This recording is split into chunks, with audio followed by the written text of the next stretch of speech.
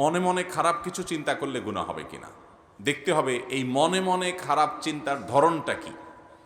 কোনো কোনো ক্ষেত্রে মনে মনে খারাপ চিন্তা করছেন, পরে গুনাহ তো হবেই না, উল্টা বরং সওয়াবও হইতে পারে।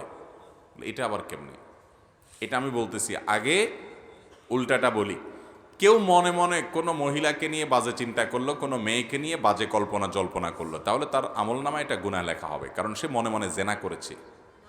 ওই মহিলার ব্যক্তিত্বকে মনে মনে সে অপমান করেছে, জেনা করেছে। জেনা লাইনে আর নজর, চোখের জেনা যেরকম দেখা, মুখের জেনা যেরকম মুখ দিয়ে জেনা করা, হাতের জেনা যেরকম ধরা, ঠিক তেমনিভাবে মনের জেনা হলো মনে মনে কল্পনা করা, মনে মনে জেনা করা, মনে মনে জেনা চিন্তা এবং জল্পনা কল্পনা করা, বাজে কল্পনা করা। কারোর প্রতি কুধারণা করলো, খারাপ ধারণা করলো আন্দাজেই, বেহুদাই, তাহলে সে গুনাহগার হবে। এই জাতীয় খারাপ ধারণা, এই জাতীয় মনে বাজে কল্পনা গুনাহ, কারোর চরিত্র নিয়ে বা কাউকে জেনা করলেন ইত্যাদি ইত্যাদি।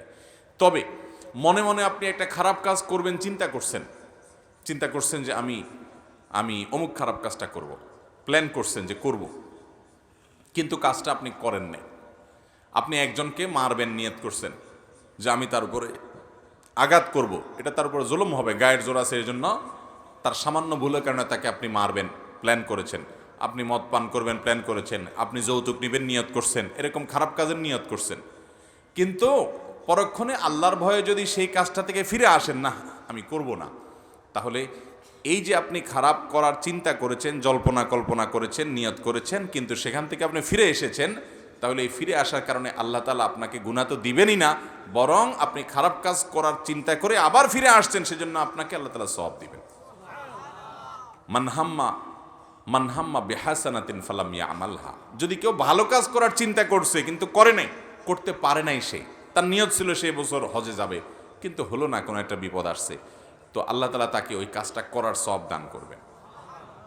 আবার কেউ কোনো খারাপ কাজের চিন্তা করেছে কিন্তু সে কাজটা করে নাই, তো আল্লাহ তাআলা তাকেও সওয়াব দান করবেন, যেহেতু সে খারাপ কাজ থেকে ফিরে এসেছে।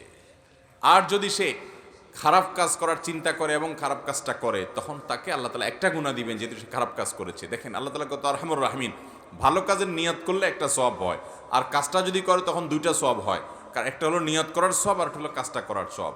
আর খারাপ কাজ করবে, সে নিয়ত করেছে, তো আল্লাহ তাআলা অপেক্ষা করেন, আল্লাহর ফেরেশতারা যারা লিপিবদ্ধ করেন তারা অপেক্ষা করেন। এই লোকটা যদি খারাপ কাজটা করে, তাহলে তার আমলনামায় একটা খারাপ কাজের গুনাহ হয়।